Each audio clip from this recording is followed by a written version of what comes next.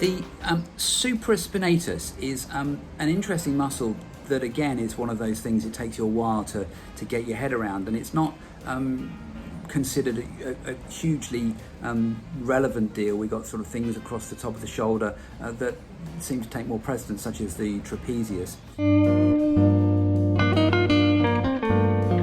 Supraspinatus, as in referring to supra as in above, the spine of the scapula, so it's sort of sitting up into here around the back there, and it carries on down, and it carries on down through the space that's formed by the acromion and the clavicular, and it goes down through and it ends on down onto the head of the humerus.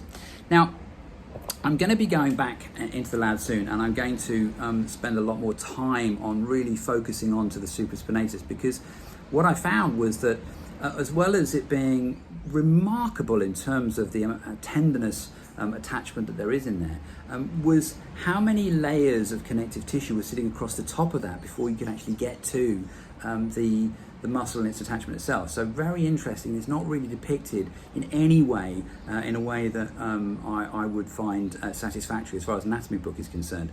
So as far as function is concerned, it's quite a big deal in relation to the lifting of the arm, providing the torque. So when we say torque, T-O-R-Q-U-E, it's like when you have that, you're turning a jam jar lid, and just before it turns, that's that pressure before you get the turn, or unscrewing a knot, so that's torque.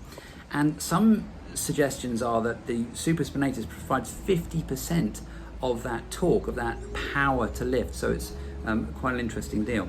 On the medial side, on the inside edge of the scapula, it's supposed to stop, so when it stops there, that's the end of the muscle supposedly, but the connective tissue blends itself into the rhomboids and into the deeper tissues across the back of the neck. So again, it's stabilized into the thoracic spine. So as I said, I'm going to be going to do a more detailed dissection of it, and I'll be filming that, so that'll be covering several hours later on, but we'll be covering it in the live streams as well. So interesting stuff. So supraspinatus, part of that shoulder complex, and yeah.